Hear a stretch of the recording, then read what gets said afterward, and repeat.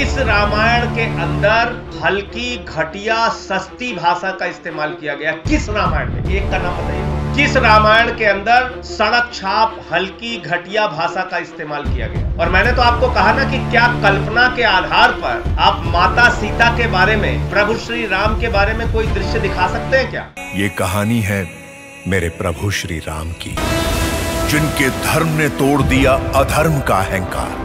गाथा उस रघुनंदन की, युग युगांतर से जीवित और जागृत ये कहानी है रामायण की। बहुत ही दुख और पीड़ा के साथ आज मैं ये प्रेस कॉन्फ्रेंस कर रहा हूं कि भारतीय जनता पार्टी अपनी घटिया राजनीति के लिए मर्यादा पुरुषोत्तम भगवान श्री राम का,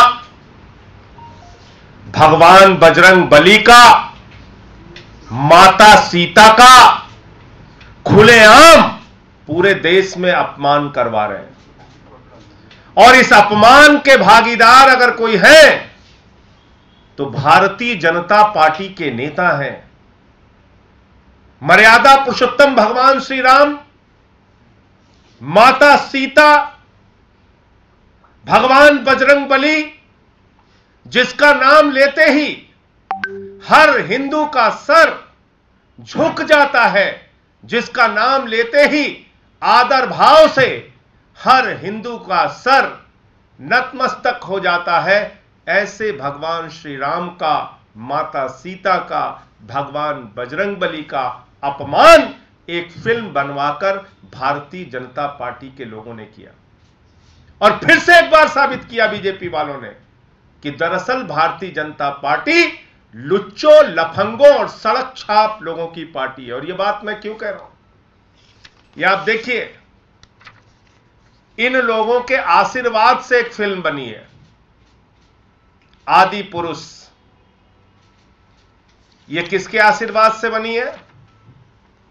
यह बनी है योगी आदित्यनाथ जी के आशीर्वाद से, यह बनी है शिवराज सिंह जी के आशीर्वाद से, एकनाथ शिंदे जी के आशीर्वाद से, देवेंद्र फडणवीस जी के आशीर्वाद से, मनोहर लाल खट्टर जी के आशीर्वाद से, हेमंत विश्व शर्मा जी के आशीर्वाद से, पुष्कर सिंह धामी जी के आशीर्वाद से, नरोत्तम मिश्रा जी के आशीर्वाद से। इतने सारे भारतीय जनता पार्टी के मुख्यमंत्री और तमाम इसके नेताओं ने भगवान श्री राम का, मर्यादा पुरुषोत्तम भगवान श्री राम का अपमान इस फिल्म के माध्यम से करवाया है।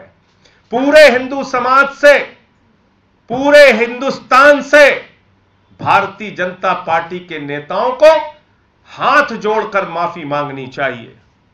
और इस फिल्म के डायलॉग आप पढ़ेंगे तो आपको शर्म आएगी। यह फिल्म का डायलॉग है, सुनिए। कपड़ा तेरे बाप का, तेल तेरे बाप का, जलेगी भी तेरे बाप की। तेरी बुआ का बगीचा है क्या जो हवा खाने चला आया? जो हमारी बहनों को हाथ लगाएंगे उनकी लंका लगा देंगे। आप अपने काल के लिए कालीन बिछा रहे हैं। मेरे एक सपोले ने तुम्हारे शेषनाग को लंबा कर दिया, अभी तो पूरा पिटारा भरा पड़ा है। यह डायलॉग है मर्यादा पुरुषोत्तम भगवान श्री राम के नाम पे बनी फिल्म का। यह डायलॉग है, यह डायलॉग है। ऐसी फिल्म को इतने सारे बीजेपी के मुख्यमंत्री मान्यता दे रहे हैं। ऐसे हिंदू धर्म के अपमान को, देवी देवताओं के अपमान को भारतीय जनता पार्टी के लोग मोहर लगा के, सीना तान के मान्यता दे रहे हैं। पूरे देश से जेपी नड्डा जी को, नरेंद्र मोदी जी को और भाजपा के इन तमाम नेताओं को माफी मांगनी चाहिए। हिंदू धर्म की भावना को आहत करने का काम किया और फिर से एक बार साबित किया है बीजेपी ने कि दरअसल वो लुच्चे लफंगों की पार्टी है और धर्म में भी लुच्चई और लफंगई की भाषा का इस्तेमाल कर रहे हैं। हिंदू धर्म को बदनाम करने का काम इस फिल्म के माध्यम से कर रहे हैं। एक सीन इस फिल्म में दिखाई गई, कह रहे हैं वो सीन कल्पना के आधार पर है। तुम कल्पना के आधार पर देवी देवताओं के बारे में कुछ भी दिखा सकते हो। तुम कल्पना के आधार पर भगवान श्री राम के बारे में, माता सीता के बारे में कुछ भी दिखा सकते हो। तो तुम कल्पना के आधार पे हमारे पवित्र रामायण को, रामचरितमानस को भी बदल सकते हो, कल्पना के आधार पे। इस फिल्म में एक सीन दिखाया गया कल्पना के आधार पे कि माता सीता को छुरी लगा दी गई है। अब आप बताइए, इसको कोई हिंदू बर्दाश्त कर सकता है? मैं तो बीजेपी के समर्थकों से भी कहना चाहता हूं, हाथ जोड़कर, जागिए और पहचानिए कैसे लोगों के पीछे आप लोग चलते हैं। ये लोग ना राम के हैं, ना आम के हैं, ना किसी काम के हैं।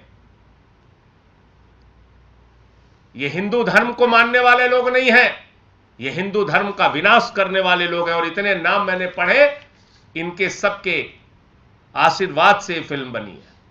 इतने मुख्यमंत्री ये कर रहे हैं आप हिंदू धर्म के साथ, ये कर रहे हैं आप प्रभु श्री राम के साथ, ये कर रहे हैं आप माता सीता के बारे में आप कल्पना आधारित सीन दिखाएंगे फिल्म के अंदर।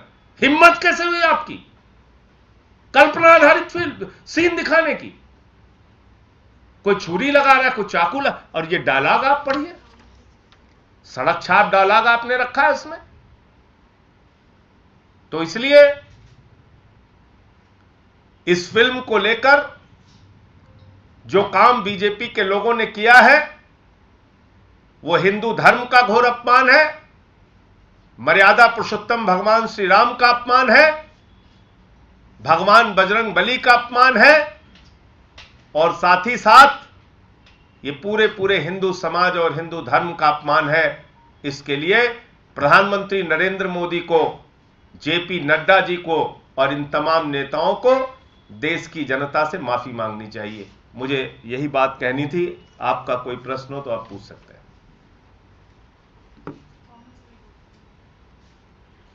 अभी उसका तो ड्राफ्ट आने दीजिए, अभी तो कुछ आया नहीं। इसमें जो फिल्म मेकर्स हैं और जो जिन्होंने डायलॉग लिखे हैं, मनोज मुंतशिर शुक्ला, उनका ये कहना है कि आज की जनरेशन के हिसाब से समय के साथ साथ भाषा बदलती है, इसलिए उन्होंने क्रिएटिव लिबर्टी को लेते हुए इस तरीके से संवाद लिखे हैं। तो आज की आम भाषा में तो बहुत सारे लोग गाली गलौज का भी इस्तेमाल करते हैं, तो क्या धर्म में आप इसकी छूट दे सकते हैं? कल को आप कहेंगे कि रामायण हम आम भाषा में लिखेंगे, कल को आप कहेंगे कि हम रामचरितमानस आम भाषा में लिखेंगे, इसका क्या मतलब है? मतलब आप प्रभु श्री राम के नाम पर एक फिल्म बना रहे हैं, उसमें आम भाषा का इस्तेमाल करेंगे आप। तो आम भाषा में तो लोग गाली गलौज का इस्तेमाल करते, तो आप गाली गलौज का इस्तेमाल करेंगे फिल्मों में, और वो भी ऐसी धार्मिक फिल्म के ऊपर।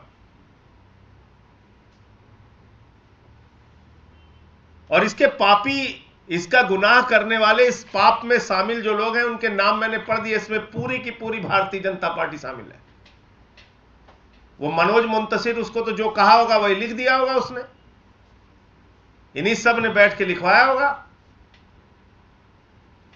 मनोज मुंतशिर का एक तर्क यह भी है कि वाल्मीकि रामायण संस्कृत में है, तुलसीदास जी को लिबर्टी मिली, उन्होंने दूसरी भाषा में लिखी, वैसे ही लिबर्टी मुझे भी चाहिए।